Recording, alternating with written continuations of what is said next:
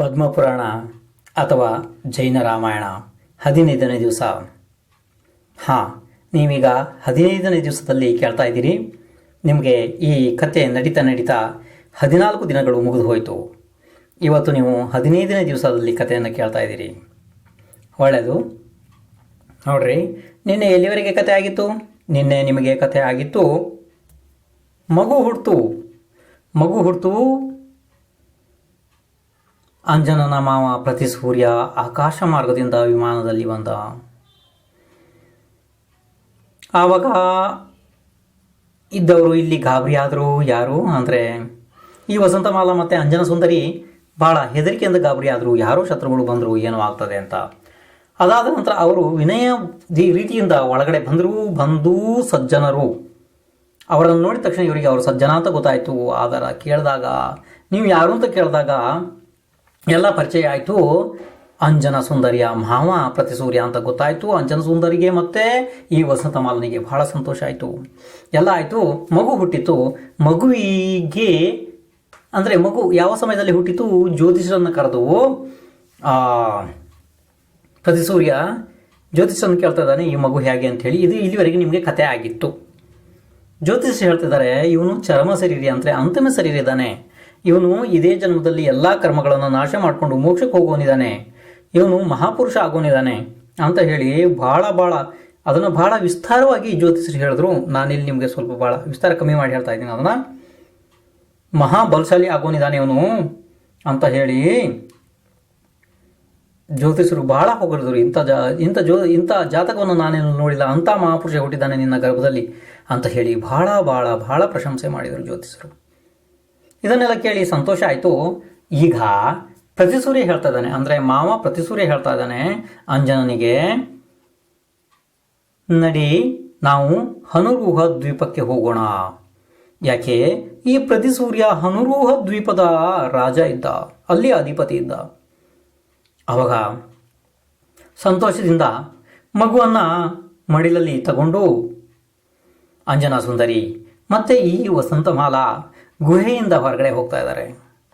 ಪ್ರತಿಸೂರ್ಯನ ಜೊತೆಗೆ ಗುಹೆಯಿಂದ ಹೊರಗಡೆ ಹೋಗಬೇಕಿದ್ರೆ ಆ ಜಿನೇಂದ್ರ ಭಗವಾನರಿಗೆ ಪದೇ ನಮಸ್ಕಾರ ಮಾಡಿ ಮತ್ತೆ ಆ ಗಂಧರ್ವ ದೇವ ಅಂದರೆ ರತ್ನಚೂಲ್ ಮತ್ತು ಮಣಿಚೂಲ್ ಏನಿದ್ರಲ್ಲ, ಆ ಗಂಧರ್ವ ದೇವತೆಗಳಿಗೆ ಕ್ಷಮೆ ಕೇಳಿ ಅವರಿಂದ ಈಗ ಆ ಗುಹೆಯಿಂದ ಎಲ್ಲರೂ ಹೊರಗಡೆ ಬಂದರು.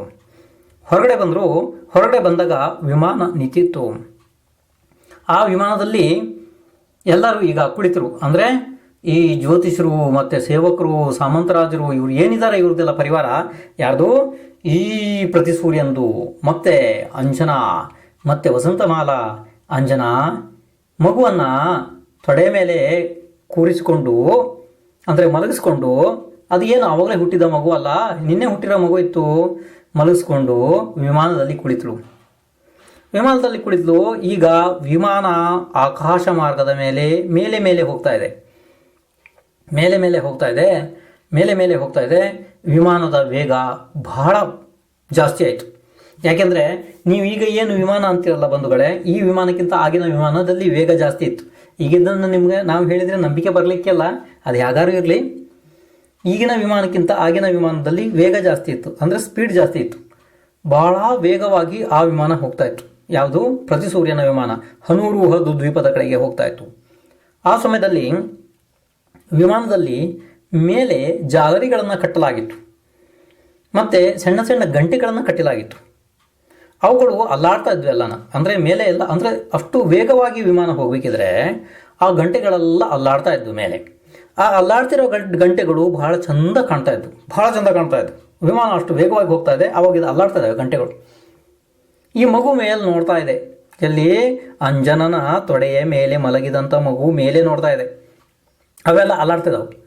ಆವಾಗ ಏನು ಆಶ್ಚರ್ಯ ಅಂತೀರಿ? ಏನು ಆಶ್ಚರ್ಯ? ಹುಟ್ಟಿ 1 ದಿವಸ ಆಗಿದೆ ಮಗು ಅಷ್ಟೇನೆ. ಆ ಮಗು ಇದ್ದಕ್ಕೆ ಇದ್ದ ಹಾಗೆ ಅಂಜನನ ತೊಡೆಯಿಂದ ಮೇಲೆ ಹಾರಿಬಿಡ್ತು. ನೀವೇನು ಆಶ್ಚರ್ಯ ಅಂತ ಮಾನಿಸ್ಬೋದು. ಇದು ಆಶ್ಚರ್ಯ ಅಂತ ಇದು ಮಾಡಬೇಡ್ರಿ. ಇದು ಸತ್ಯವಾದ ಘಟನೆ ಇದೆ. ಯಾಕೆಂದ್ರೆ ಅವನೇನು ಸಾಮಾನ್ಯ ಪುರುಷ ಅಲ್ಲ. ಈಗ ಬಂದಿರೋಂಥ ಮಗು ಭಾಳ ವಿಶೇಷವಾದ ಮಗು ಬರ್ತಾ ಇದೆ ಅದು. ಹಾಗಾಗಿ ಆ ಮಗು ಏನು ಮಾಡಿಬಿಡ್ತು? ತೊಡೆಯಿಂದ ಮೇಲೆ ಹಾರಿಬಿಡ್ತು. ಮೇಲೆಯಿಂದ ಹಾರಿ ಆ ಜಾಲರಿಗಳು ಗಂಟೆಗಳು ಇದ್ವಲ್ಲ ಅದನ್ನು ಹಿಡಿತು ಹೋಗಿ ಮೇಲೆ. ಮೇಲೆ ಹಿಡಿತು. ಅಷ್ಟೊತ್ತಿಗೆ ವಿಮಾನ ಮುಂದೆ ಹೋಯ್ತು. ಯಾಕೆ? ವಿಮಾನದ ವೇಗ ಬಹಳ ಇತ್ತಲ್ಲ, ಆ ವಿಮಾನ ಮುಂದೆ ಹೋಯ್ತು. ಆ ಜಾಲರಿಗಳನ್ನು ಹಿಡಿದು ನೇದಿತ್ತಲ್ಲ ಮಗು, ಬಿತ್ತು ಕೆಳಗಡೆ. ವಿಮಾನದಲ್ಲೆಲ್ಲ, ವಿಮಾನ ಮುಂದೆ ಹೋಯ್ತು. ಯಾಕೆಂದ್ರೆ ಅಷ್ಟು ಸ್ಪೀಡ್ ಹೋಗ್ತಾ ಇದೆ ವಿಮಾನ. ಮಗು ಕೆಳಗಡೆ ಬಿತ್ತು ಮಗು ಕೆಳಗಡೆ. ಈಗ ವಿಮಾನದಲ್ಲಿ ಇದ್ದವರೆಲ್ಲ ಸಂಪೂರ್ಣ ಹಾಹಾಕಾರ, ಎಲ್ಲ ಅಳೋದಿಕ್ಕೆ ಶುರು ಮಾಡಿದ್ರು, ಎಲ್ಲ ಕೂಗೋದಿಕ್ಕೆ ಶುರು ಮಾಡಿದ್ರು. ಮಗು ಬಿತ್ತು ಕೆಳಗಡೆ, ಮಗು ಬಿತ್ತು ಕೆಳಗಡೆ. ಅಷ್ಟೊತ್ತಿಗಾಗಲೇ ಈ ಅಂಜನ ವಿಚಾರ ಮಾಡ್ತಿದ್ದಾಳೆ, ಹೇ ಮಗನೇ, ನೀ ಎಲ್ಲಿ ಹೋದೆ? ಹೇ ದೇವ್ರೆ, ನನಗೆ ಇಂಥ ಸೌಭಾಗ್ಯವನ್ನು ತೋರಿಸಿ ಇಂಥ ರತ್ನವನ್ನು ನನ್ನ ಕೈ ಕೊಟ್ಟು ಕಿತ್ಕೊಂಡ್ಬಿಟ್ಟಿಯಾ ಅಂತ ಹೇಳಿ ವಿಚಾರ ಮಾಡ್ತಿದ್ದಾಳೆ. ನನ್ನ ವಿಧಿಯೇ, ನಾನು ಮಾಡಿರೋ ಕರ್ಮನೇ, ಹಿಂದಿನ ಜನ್ಮದಲ್ಲಿ ನಾನು ಮಾಡಿರೋ ಕರ್ಮ. ನಾನು ಯಾರಿಗೆ ದೋಷ ಕೊಟ್ಟು ಏನು ಉಪಯೋಗ ಇದೆ? ಅಲ್ಲಿ ನೋಡಿದ್ರೆ ನಂದು ಹಾಗಾಯಿತು. ಈಗ ನೋಡ್ರೆ ಇಂಥ ಒಂದು ರತ್ನದಂಥ ಮಗು ಹುಟ್ಟಿತು ನನಗೆ. ಇವನು ಮಹಾಪುರುಷ ಇದ್ದಾನೆ ಅಂತ ಎಲ್ಲರೂ ಹೇಳಿದ್ದಾರೆ. ಆದರೆ ಏನು ಪ್ರಯೋಜನ ಆಯಿತು? ಈ ಮಹಾಪುರುಷ ಆಗುವಂಥ ಮಗ ಬಿದ್ದು ಹೋದ. ಆಕಾಶದಿಂದ, ಆ ವಿಮಾನದಿಂದ ಕೆಳಗಡೆ ಬಿದ್ದು ಹೋದ. ಇನ್ನು ಎಲ್ಲಿಂದ ಹುಡುಕಲಿ ಮಗನೇ ನಿನ್ನನ್ನು? ನೀನು ಹೇಗೆ ಜೀವಂತವಾಗಿರೋದಕ್ಕೆ ಸಾಧ್ಯ?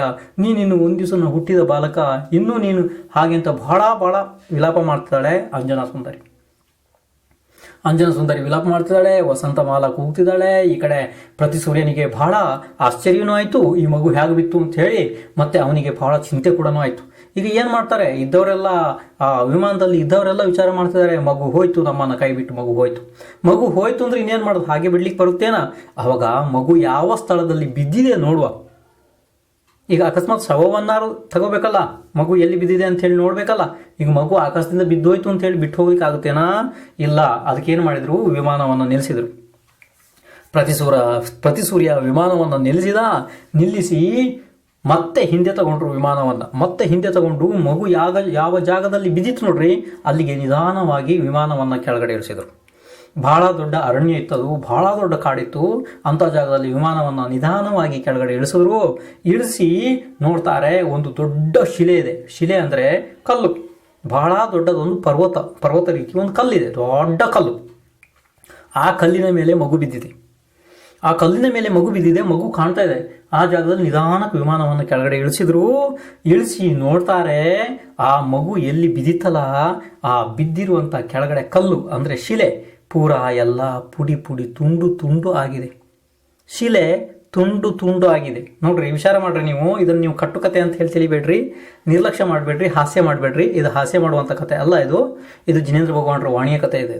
ಇದು ಸಾಮಾನ್ಯ ಅಲ್ಲ. ಇದು ಕತೆ, ಈ ಕಥೆಯನ್ನು ಕೇಳುವವ್ರದ್ದು ಕೂಡ ಪಾಪ ಎಲ್ಲ ನಾಶ ಆಗಿ ಅವರು ಸ್ವರ್ಗ ಮೋಕ್ಷಕ್ಕೆ ಹೋಗ್ತಾರೆ ಅಂತ ಶಾಸ್ತ್ರ ಇದೆ. ಸುಮ್ಮನೆ ಹಾಸ್ಯಭರಿತ ಕತೆ ಅಲ್ಲ ಇದು ಮನುಷ್ಯರನ್ನ ರಂಜನೆ ಮಾಡೋದಕ್ಕೆ, ನಾಟಕ ಮಾಡೋದಕ್ಕೆ ಮಾಡಿರೋ ಕಥೆಗಳಲ್ಲ. ಇದು ಅಂತ ಸಾಕ್ಷಾತ್ ಕೇವಲಿ ಪ್ರಣೀತ ಜಿನೇಂದ್ರ ಭಗವಾನರ, ಮಹಾವೀರ ಭಗವಾನರ ವಾಣಿ ಇದೆ. ಇದು ಮಗು ಬಿತ್ತು, ಆ ಕೆಳಗಡೆ ಇರುವಂಥ ಶಿಲೆ ಎಲ್ಲ ಪುಡಿ ತುಂಡಾಗಿ ಹೋಗಿದೆ. ಪ್ರತಿ ಸೂರ್ಯ ನೋಡ್ತಾನೆ, ಆಶ್ಚರ್ಯ ಆಗ್ತದೆ. ವಸಂತ ಮಾಲ ಮತ್ತೆ ಈ ಅಂಜನಾ ಸುಂದರಿ ಎಲ್ಲರೂ ನೋಡ್ತಾರೆ ಮಗುವನ್ನ. ಎಲ್ಲರಿಗೂ ಆಶ್ಚರ್ಯ ಆಗುತ್ತೆ. ಮಗು ಕಾಲಿನ ಹೆಬ್ಬೆರಳನ್ನ ಚೀಪ್ತಾ ನಗಾಡ್ತಾ ಇದೆ. ಮಗು ಬಿದ್ದು ಮತ್ತೆ ಹೇಗೆ ಬಿದ್ದಿದೆ? ಈ ಬೆನ್ನು ಕೆಳಗಡೆ ಇದೆ, ಕಾಲೆಲ್ಲ ಮೇಲ್ ಮಾಡ್ಕೊಂಡು ಬಿದ್ದಿದೆ. ನಗಾಡ್ತಾ ಇದೆ ಮಗು.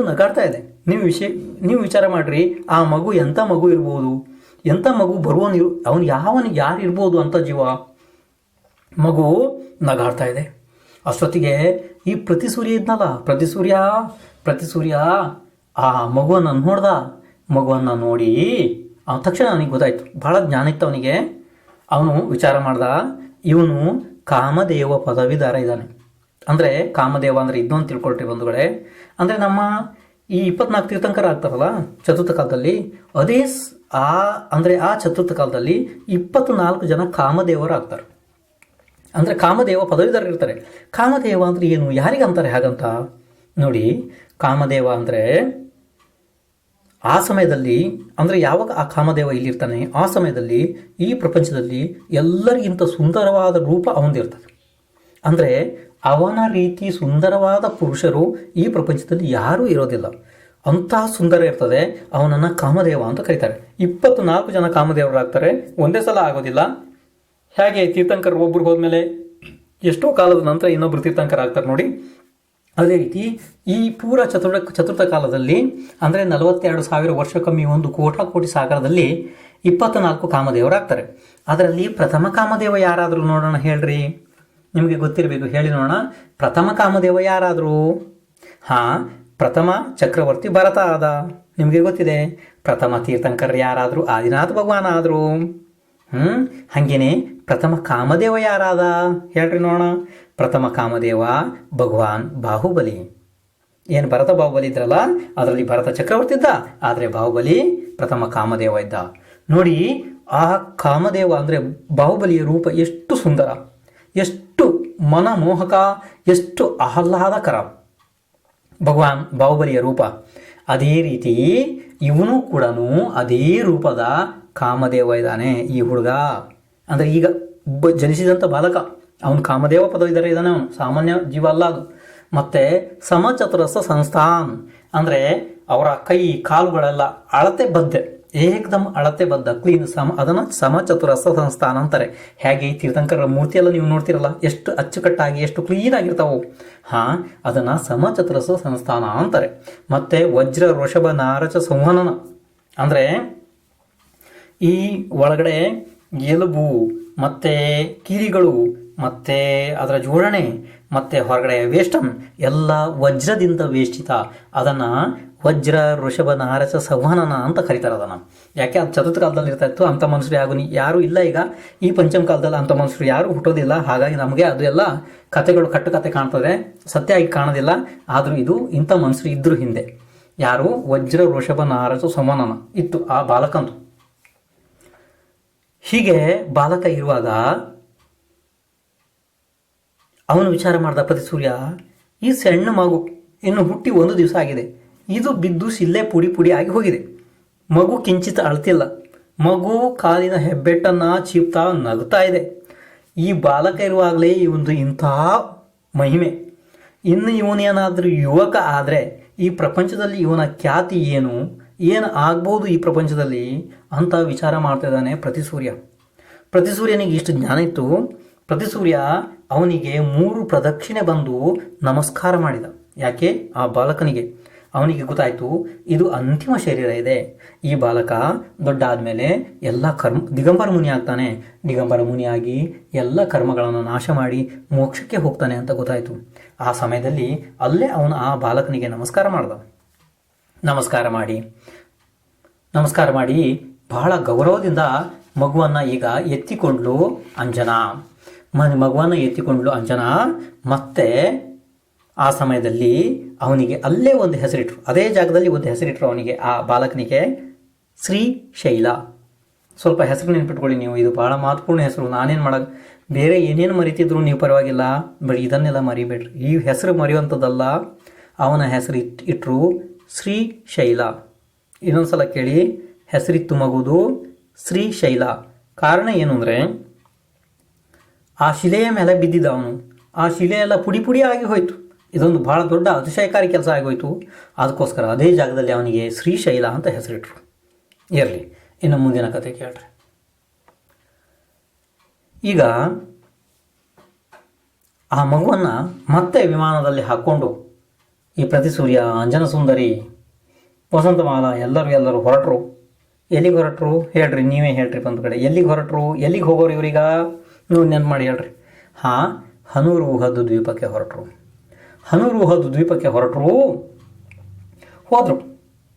ಹೋಗಿ ಅಲ್ಲಿ ಹೋಗೋತ್ತಿಗೆ ಹನುರುಹದ್ ದ್ವೀಪದಲ್ಲಿ ಈ ಪ್ರತಿಸೂರ್ಯ ಬರ್ತಾನೆ ಅಂತ ಹೇಳಿ ಬಹಳ ದೊಡ್ಡ ಉತ್ಸವವನ್ನು ಮಾನಿಸಿದ್ರು ಅಲ್ಲಿ. ಯಾಕೆ? ಪ್ರತಿಸೂರ್ಯ ಹೊರಟೋಗಿ ಭಾಳ ದಿವಸ ಆಗಿತ್ತು. ಅವನು ಬರೋತ್ತಿಗೆ ಬಹಳ ದೊಡ್ಡ ಜನಸಂದಣಿ ಸೇರಿ ಅಲ್ಲಿ ಎಲ್ಲ ಉತ್ಸವ ಮಾಡಿದರು. ಪ್ರತಿಸೂರ್ಯ ಈಗ ತನ್ನ ತನ್ನ ಮನೆಯಾದ ಹನುರುಹದ್ ದ್ವೀಪಕ್ಕೆ ಹೊರಟಿದ್ದಾನೆ. ಹೋಯಿತು ವಿಮಾನ ಅಲ್ಲಿಗೆ ಹೋಯಿತು. ಅಲ್ಲೆಲ್ಲ ಜನ ಸ್ವಾಗತಿಸಿದರು. ಈಗ ಈ ಹನುರುಹದ್ ದ್ವೀಪದಲ್ಲಿ ಈ ಶ್ರೀಶೈಲ ಮಗು ಹುಟ್ಟಿದ್ನಲ್ಲ, ಶ್ರೀಶೈಲನ ಅಂದರೆ ಅಂಜನನ ಮಗನ ಜನ್ಮೋತ್ಸವವನ್ನು ಮಾಡೋದಕ್ಕೆ ಈ ಪ್ರತಿಸೂರ್ಯ ದೊಡ್ಡ ಆಯೋಜನೆಯನ್ನು ಮಾಡಿದ. ಅಲ್ಲಿ ಅನೇಕ ಜನ ಸೈನಿಕರು, ಸಾಮಂತರು, ಸೇನಾಧಿಪತಿಗಳು, ವಿದ್ಯಾಧರರು ಎಲ್ಲ ಸೇರಿದ್ರು. ದೊಡ್ಡ ಉತ್ಸವ ಪ್ರಾರಂಭ ಆಯಿತು ಈ ಮಗುವಿನ ಜನ್ಮೋತ್ಸವ ಆಚರಣೆ ಮಾಡೋದಕ್ಕೋಸ್ಕರ. ನೋಡಿ, ಪುಣ್ಯಾತ್ಮನ ಪುಣ್ಯ ಏನು ವರ್ಣನೆ ಮಾಡೋದು. ಪುಣ್ಯಾತ್ಮನ ಪುಣ್ಯ ಯಾವ ಬಾಯಿಯಿಂದ ವರ್ಣನೆ ಮಾಡೋದಕ್ಕೆ ಸಾಧ್ಯ ಇರುತ್ತೆ ನೋಡಿ. ಆ ಮಗು ಕಾಡಲ್ಲಿ ಹುಟ್ಟಿತು, ಆದರೆ ಹುಟ್ಟಿದ ತಕ್ಷಣ ಅದರ ಪುಣ್ಯದ ಉದಯ ಹೇಗೆ ಬಂತು ನೋಡ್ರಿ. ಆ ಜೀವ ಎಷ್ಟು ಪುಣ್ಯ ಮಾಡಿ ಈ ಪ್ರಪಂಚಕ್ಕೆ ಬಂದಿರ್ಬೋದು ವಿಚಾರ ಮಾಡಿರಿ ನೀವು. ಈ ಕತೆ ನಿಮಗೆ ಹಿಂದೆ ಆಗಿತ್ತು. ಯಾಕೆಂದರೆ ಗುಹೆ ಒಳಗಡೆ ಆ ಅಮಿತಗತಿ ಮುನಿ ಮಹಾರಾಜರು ಆ ಮಗು ಯಾರು, ಬರುವವನು ಯಾರು ಅಂತ ಎಲ್ಲ ಹೇಳಿದರು. ಕಥೆಯನ್ನು ನಿನ್ನೆ ಕತೆ ಆಗಿತ್ತಲ್ಲ, 14ನೇ ದಿವಸ ನಿನ್ನೆ ಕತೆ ಆಗಿತ್ತಲ್ಲ, ಅಲ್ಲಿಂದ ಕೇಳಿ ತಿಳ್ಕೊಳ್ರಿ ಅಂತ ಪುಣ್ಯ ಪುರುಷ ಬಂದಿದ್ದಾನೆ. ಈಗ ಅಲ್ಲಿ ಆ ಜನ್ಮೋತ್ಸವ ಆಚರಿಸಿ ಆ ಮಗುವಿಗೆ, ಯಾಕೆಂದರೆ ಇದು ಹನುರುಹದ ದ್ವೀಪ ಇತ್ತು ನೋಡ್ರಿ, ಹನುರುಹದ ದ್ವೀಪ ಇತ್ತು. ಆದ್ದರಿಂದ ಆ ಮಗುವಿಗೆ ಹನುಮಾನ್ ಅಂತ ಹೆಸರಿಟ್ರು. ಏನು ಹೆಸರಿಟ್ರು? ಹನುಮಾನ್. ಹಾಂ, ಇದು ನಿಮಗೆ ನೆನಪಿರ್ತದೆ ನೋಡ್ರಿ. ಇದಕ್ಕೆ ಒಂದು ಸತಿ ಕೇಳಿದ್ಕೊಳ್ಳಿ ನಿಮಗೆ ನೆನಪಾಗುತ್ತೆ ಹನುಮಾನ್ ಯಾರು ಅಂಥೇಳಿ.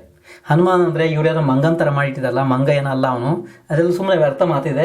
ಅದು ಆ ಮಂಗನ ಕಥೆ ಇನ್ನು ಮುಂದೆ ಬರ್ತದೆ. ಅದನ್ನು ನೀವು ಆವಾಗ ಎಲ್ಲಿ ಯಾವ ಸಂದರ್ಭದಲ್ಲಿ ಅವನು ಮಂಗನ ಥರ ವೇಷ ಹಾಕ್ಕೊಂಡ ಏನಾಯಿತು ಅದಿನ್ನು ಬಹಳ ಮುಂದೆ ಹೇಳಲಾಗ್ತದೆ. ಈಗ ಅದನ್ನು ಹೇಳಲಾಗಲ್ಲ. ಈಗ ಅವನು ಕಾಮಧೇನು ಏನಿದ್ದಾನೆ ಅವನೇನು ಮಂಗ ಏನಲ್ಲ, ಅವನ ಹೆಸರಿತ್ತು ಮಹಾಪುರುಷ ಹನುಮಾನ್.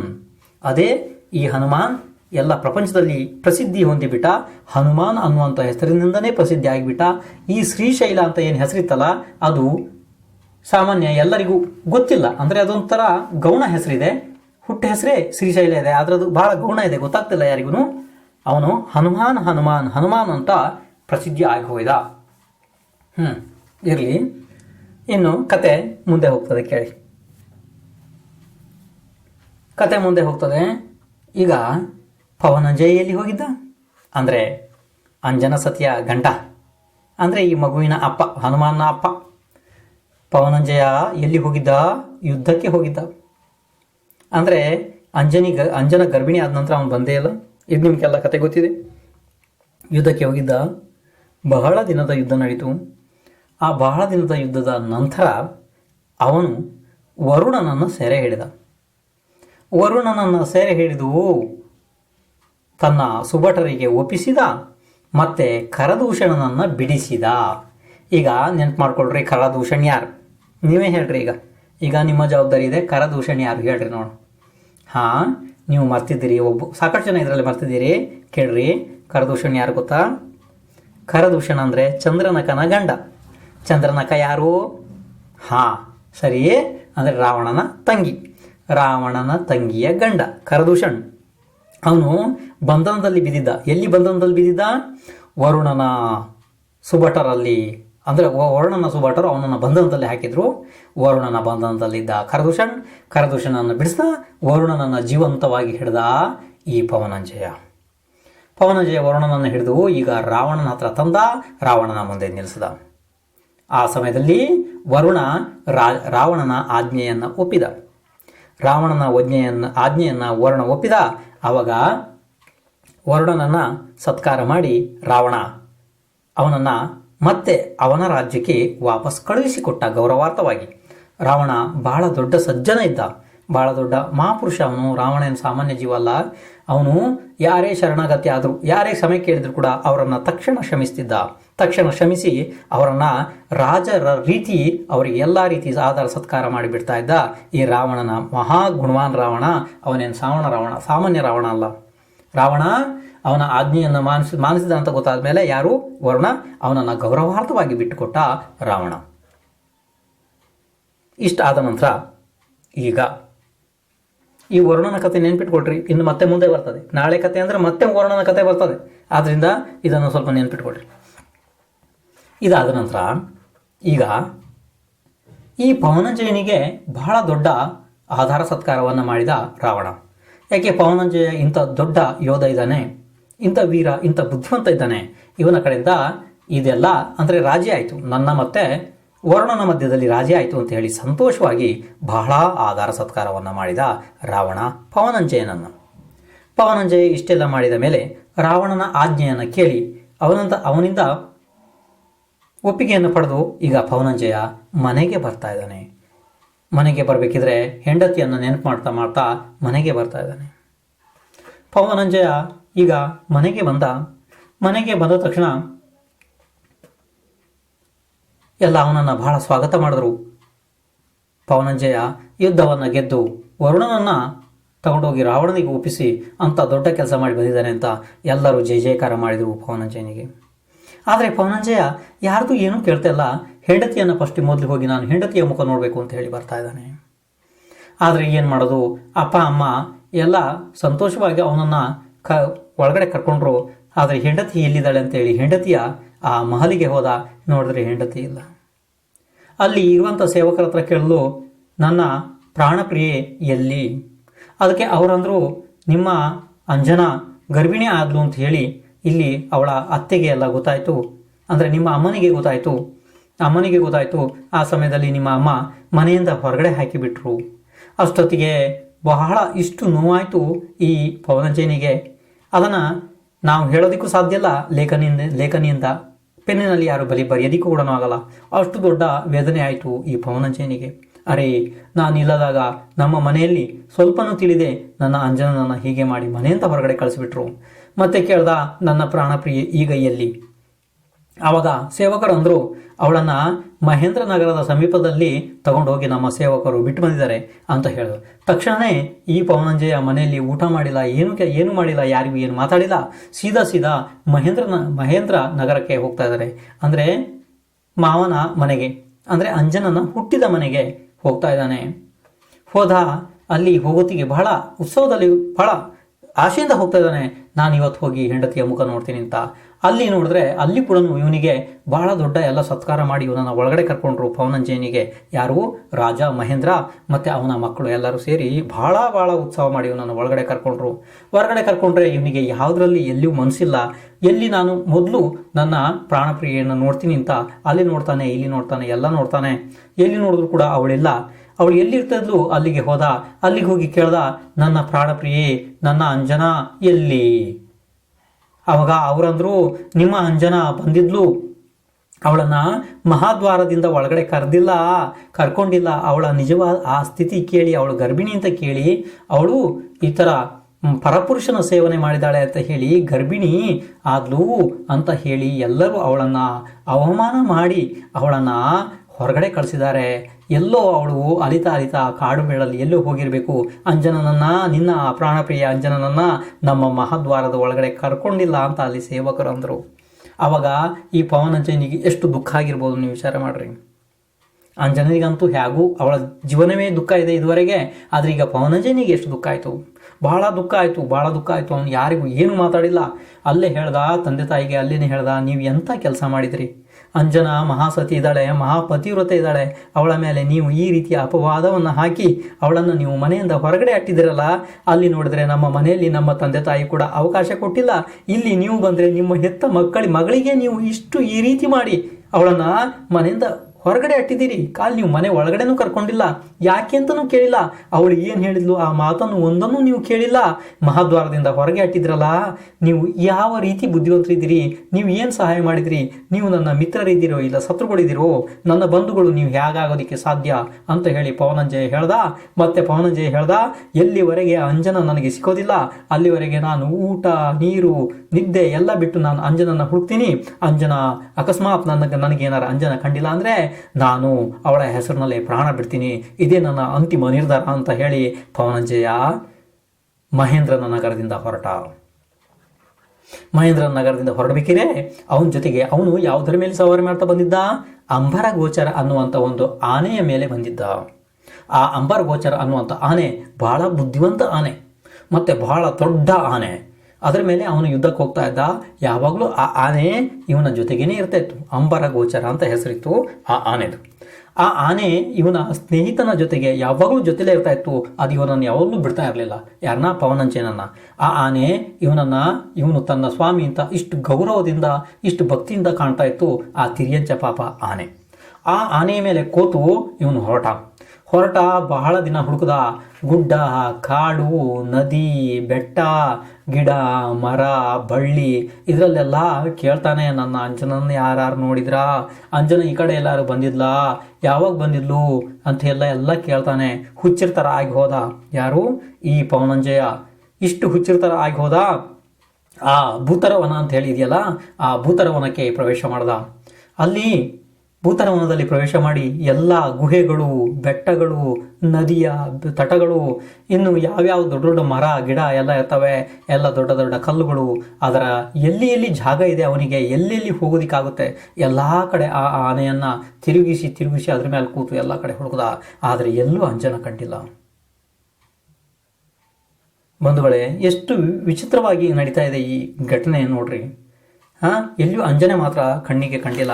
ಅವಾಗ ಇನ್ನು ಏನು ಮಾಡ್ತಾನೆ, ಎಲ್ಲ ಕಡೆ ಹುಡುಕಿ ಬೇಸತ್ತು ಅವನಿಗೆ ಒಂದು ನಿರ್ಧಾರ ಆಯಿತು ಮನಸ್ಸಿನೊಳಗಡೆ, ಇನ್ನು ನನ್ನ ಅಂಜನ ನನಗೆ ಈ ಜನ್ಮದಲ್ಲಿ ಸಿಗೋದಿಲ್ಲ ಅಂತ ಅಂಜನನ ಹೆಸರು ಧ್ಯಾನ ಮಾಡ್ತಾ ನಾನು ನನ್ನ ಪ್ರಾಣವನ್ನು ಈಗ ಬಿಡ್ತೀನಿ ಅಂತ ಹೇಳಿ ಒಂದು, ಅಂದರೆ ಈ ಭೂತರವನ ಅರಣ್ಯ ಇದೆಯಲ್ಲ, ಭೂತರವನ ದೊಡ್ಡ ಕಾಡಿದೆ, ಆ ಕಾಡಿನಲ್ಲಿ ಆನೆಯಿಂದ ಕೆಳಗಡೆ ಇಳಿದು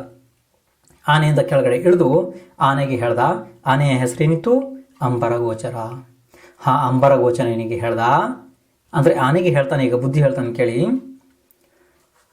ಹೇ ಅಂಬರಗೋಚರ, ಇಷ್ಟು ದಿವಸ ನೀನು ನನ್ನ ಸೇವೆಯಲ್ಲಿ ಇದ್ದೆ, ನನ್ನ ಪ್ರಾಣ ಮಿತ್ರನಂತೆ ನೀನಿದ್ದೆ, ನನಗೆ ಎಲ್ಲ ರೀತಿ ಸಹಾಯದಲ್ಲಿ ನೀನಿದ್ದೆ.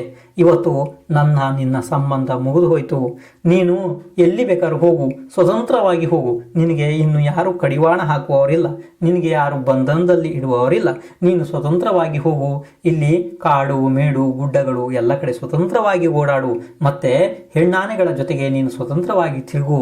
ನೀನು ಇನ್ನು ಬಂಧನದಿಂದ ಮುಕ್ತ ಆಗಿದ್ಯಾ, ನನ್ನನ್ನು ಬಿಟ್ಟುಬಿಡು, ನಾನು ಇಲ್ಲೇ ಇರ್ತೀನಿ ಅಂತ ಹೇಳಿ ಆನೆಗೆ ಹೇಳ್ದ. ಆನೆಗೆ ಹೇಳಿ ಆನೆಯಿಂದ ಕೆಳಗಡೆ ಇಳಿದು ನೆಲದ ಮೇಲೆ ಕೂತ. ನೆಲದ ಮೇಲೆ ಹೆಂಗೆ ಕೂತ?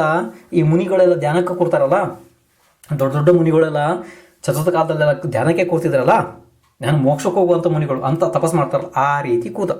ಅಂದರೆ ಮೈ ಕೈ ಅಲ್ಲಾಡ್ಸದೇನೆ ಅಂಜನನ ಧ್ಯಾನ ಮಾಡ್ತಾ ಕೂತ. ಅಂದರೆ ಅವನ ವಿಚಾರ ಏನು, ಎಲ್ಲ ಆಹಾರವನ್ನು ತ್ಯಾಗ ಮಾಡಿದ್ದವನು, ಎಲ್ಲ ಆಹಾರವನ್ನು ತ್ಯಾಗ ಮಾಡಿ ಹಾಗೆ ಪ್ರಾಣ ಬಿಡೋದು. ಕೂತು ಹಾಗೇನೆ ಅಂಜನನ ಧ್ಯಾನ ಮಾಡ್ತಾ ಪ್ರಾಣವನ್ನು ನಾನು ತ್ಯಾಗ ಮಾಡ್ತೀನಿ ಅಂತ ವಿಚಾರ ಮಾಡಿ ಕೂತ. ಈಗ ಇಷ್ಟ ಆದ ನಂತರ ಕೇಳಿ, ಅವನೀಗ ಅಲ್ಲಿ ಕೂತಿದ್ದಾನೆ, ಎಲ್ಲಿ? ಕಾಡು ಒಳಗಡೆ. ಯಾಕೆ? ಅಂಜನ ಸಿಕ್ಕಿಲ್ಲ. ಇರಲಿ. ಈಗ ಈ ಪವನಂಜಯನ ಒಬ್ಬ ಸ್ನೇಹಿತ ಇದ್ನಲ್ಲ, ಪ್ರಹಸ್ತ ಅಂಥೇಳಿ. ಆ ಪ್ರಹಸ್ತ ಈಗ ಕೇತುಮತಿ ಮತ್ತು ಪ್ರಹ್ಲಾದರ ಹತ್ರ ಹೋದ. ಅಂದರೆ ಕೇತುಮತಿ ಪ್ರಹ್ಲಾದ ಯಾರು? ಈ ಪವನಂಜಯನ ಅಪ್ಪ. ಹೋಗಿ ಅಲ್ಲಿ ಹೇಳ್ದ, ನಾನು ಮತ್ತು ಪವನಂಜಯ ಮಹೇಂದ್ರ ನಗರಕ್ಕೆ ಹೋಗಿದ್ದು. ಮಹೇಂದ್ರನ ಮನೆಯಲ್ಲಿ ನೋಡಿದರೆ, ಅಂದರೆ ಅಂಜನನ ಅಪ್ಪ ಅಮ್ಮನ ಮನೆಯಲ್ಲಿ ನೋಡಿದರೆ ಅಂಜನ ಇಲ್ಲ. ಅಂಜನನ ನೀವು ಯಾವ ರೀತಿ ಹೊರಗಡೆ ಹಾಕಿದ್ರಿ ನೋಡ್ರಿ ಇಲ್ಲಿಂದ, ಅದೇ ರೀತಿ ಅವರ ಅಪ್ಪ ಅಮ್ಮ ಮಕ್ಕಳು ಕೂಡ ಅಂಜನನನ್ನು ಹೊರಗಡೆ ಹಾಕಿದ್ದಾರೆ. ಅಂಜನ ಎಲ್ಲೂ ಇಲ್ಲ ಅಂತ ಪ್ರಹಸ್ತ ಹೋಗಿ ಕೇತುಮತಿ ಮತ್ತು ಪ್ರಹ್ಲಾದರಿಗೆ ಹೋಗಿ ಹೇಳ್ದ. ಕೇತುಮತಿ ಆವಾಗ ಅಳೋದಕ್ಕೆ ಶುರು ಮಾಡಿದ್ನು.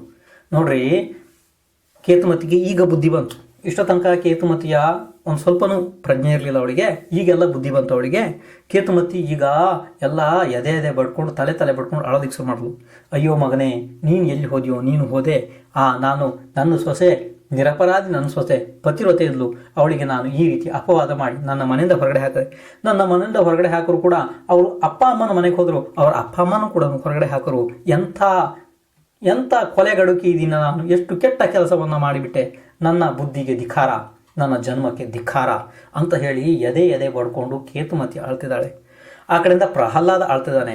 ಈಗ ಅತ್ತಿ ಏನು ಮಾಡೋದು, ಏನೇನು ಮಾಡೋದು? ಸೊಸೆ ಹೋಗಿದ್ದಾಳೆ, ಅವಳ ಮೇಲೆ ಅಪವಾದ ಹಾಕಿ ಕಳಿಸಾಗಿದೆ, ಈಗ ಮಗನೂ ಹೋದ. ಆವಾಗ ಕೇತುಮತಿ ಕೇಳ್ತಾಳೆ ಪ್ರಹಸ್ತನಿಗೆ, ನಿನ್ನ ಗೆಳೆಯನನ್ನು ನೀನು ಯಾಕೆ ಬಿಟ್ಟೆ? ಅವನನ್ನು ಒಬ್ಬನನ್ನೇ ನೀನು ಯಾಕೆ ಬಿಟ್ಟೆ? ನಿನ್ನ ಗೆಳೆಯ ಎಲ್ಲಿ ಹೋದ? ಅಂದರೆ ಪವನಂಜಯ. ಅದಕ್ಕೆ ಪ್ರಹಸ್ತ ಹೇಳ್ದ, ನಾನು ಅವನ ಜೊತೆಯಲ್ಲೇ ಹೋಗೋನಿದ್ದೆ, ಆದರೆ ಅವನು ನನ್ನನ್ನು ಬಹಳ ಒತ್ತಾಯ ಮಾಡಿ ಈ ಸುದ್ದಿಯನ್ನು ನಿಮಗೆ ಕಳಿಸಿ ಹೇಳೋದಕ್ಕೆ ನನ್ನನ್ನು ನಿಮ್ಮ ಹತ್ರ ಕಳಿಸಿದಾನೆ. ಅವನು ಅಂಬರಗೋಚರ ಆನೆಯನ್ನು ಹತ್ತಿ ಕಾಡು ಮೇಡು ಅಳಿತಾ ಇದ್ದಾನೆ, ಅಂಜನನ್ನು ಹುಡುಕ್ತಾ. ಈಗ ಇದ್ದವರೆಲ್ಲ ಅಳದಿಕ್ಕೆ ಶುರು ಮಾಡಿದ್ರು. ಕೇತುಮತಿ, ಪ್ರಹ್ಲಾದ, ಅಲ್ಲಿ ಸಾಮಂತರು, ರಾಜರು, ಇದ್ದವರು, ಸೇವಕರು ಎಲ್ಲ ದೊಡ್ಡವರು ಎಲ್ಲರೂ ಎದೆ ಬಡ್ಕೊಂಡು ಅಳದಿಕ್ಕೆ ಶುರು ಮಾಡ್ರು. ಹೀಗಾಗಿ ಹೋಯ್ತಲ್ಲ ನಮ್ಮ ಪರಿಸ್ಥಿತಿ ಅಂಥೇಳಿ. ಅಷ್ಟೊತ್ತಿಗೆ ಇನ್ನೇನು ಅತ್ತೇನು ಪ್ರಯೋಜನ? ಅವಾಗ ವಿದ್ಯಾಧರ ಶ್ರೇಣಿ ಇತ್ತು ನೋಡ್ರಿ, ವಿಜಯಾರ್ಧ ಪರ್ವತದಲ್ಲಿ. ಅಂದರೆ ಬಂಧುಗಳೇ, ಈ ವಿಜಯಾರ್ಧ ಪರ್ವತ ನಮ್ಮ ವರ್ಲ್ಡ್, ಅಂದರೆ ನಮ್ಮ ಪ್ರಪಂಚದಲ್ಲಿ ಇಲ್ಲ. ಇದನ್ನು ನೀವು ಭಾಳ ವಿಶೇಷವಾದ ಕಥೆ, ಆದ್ದರಿಂದ ಇದೊಂದು ಸ್ವಲ್ಪ ನಿಮ್ಗೆ ಕನ್ಫ್ಯೂಸ್ ಆಗ್ಬೋದು. ಆದರೆ ನಾವೇನು ಮಾಡೋದ, ನಮ್ಮ ಕರ್ತವ್ಯ ಇದೆ, ನಾವು ಹೇಳ್ತಾ ಇದ್ದೀವಿ. ಈ ನಮ್ಮ ಪ್ರಪಂಚ ವರ್ಲ್ಡ್ ಅಂತ ಏನು ಕರಿತೀರಿ ನೋಡಿ, ಇದರಲ್ಲಿ ವಿಜಯಾರ್ಧ ಪರ್ವತ ಇಲ್ಲ. ಅರ್ಥ ಆಯಿತು? ವಿಜಯಾರ್ಧ ಪರ್ವತ ಹೊರಗಡೆ ಇದೆ, ಅದು ಭಾಳ ದೂರದಲ್ಲಿದೆ ಬಿಡಿ. ಅದರ ಆ ಆ ವಿಚಾರ ಬೇರೆ ಇದೆ, ಇದು ಕಥಾಭಾಗದಲ್ಲಿ ಬರೋದಿಲ್ಲ, ನಾನು ಅದನ್ನ ಬೇರೆ ಯಾವ್ದಾರ ಪ್ರಕರಣದಲ್ಲಿ ನಾನು ಹೇಳ್ತೀನಿ. ಆ ವಿಜಾರ್ದ ಪರ್ವತದಲ್ಲಿ ವಿದ್ಯಾಧರರಿದ್ದರು, ಎಲ್ಲ ವಿದ್ಯಾಧರರು. ಆ ವಿದ್ಯಾಧರರಿಗೆಲ್ಲನ ಪತ್ರಗಳನ್ನು ಕಳಿಸಿದರು. ದೂತರೆಲ್ಲ ಹೋದರು ಅಲ್ಲಿ, ಎಲ್ಲಿಗೆ? ವಿದ್ಯಾಧರ ಹತ್ರ. ಎಲ್ಲ ವಿದ್ಯಾಧರರು, ಎಷ್ಟು ಜನ ವಿದ್ಯಾಧರ ರಾಜರಿದ್ದಾರೆ ಅಂದರೆ 2 ಶ್ರೇಣಿಯಲ್ಲಿ. ಯಾವುದು?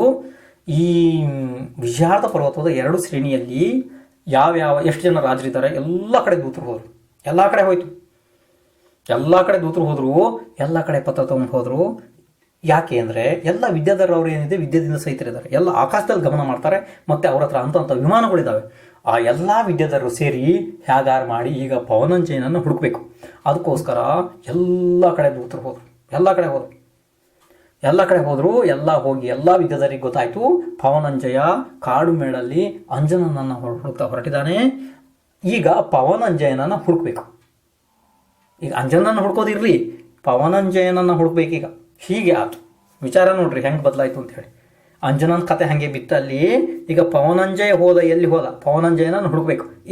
ಇದು ಸಮಸ್ಯೆ ಶುರುವಾಯ್ತು. ಈಗ ಈ ದೂತರು ಎಲ್ಲ ಕಡೆ ಹೋಗಿದ್ರಲ್ಲ, ಅದೇ ರೀತಿ ಒಬ್ಬ ದೂತ ಪತ್ರ ತಗೊಂಡು ಪ್ರತಿಸೂರ್ಯನ ಹತ್ರನೂ ಬಂದ. ಪ್ರತಿಸೂರ್ಯ ಯಾರಿದ್ದ? ಅಂಜನನ ಮಾವ. ಅಂಜನ ಎದ್ದಿದ್ಲು ಈಗ ಪ್ರತಿಸೂರ್ಯನ ರಾಜ್ಯದಲ್ಲಿ ಸುಖವಾಗಿದ್ಲು. ಅಂಜನ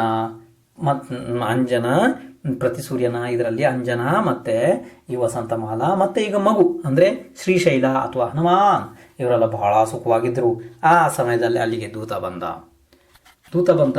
ಅಲ್ಲಿ ಕೂಡ ಇದೇ ವಿಷಯವನ್ನು ಹೇಳ್ದ. ಎಲ್ಲಿ?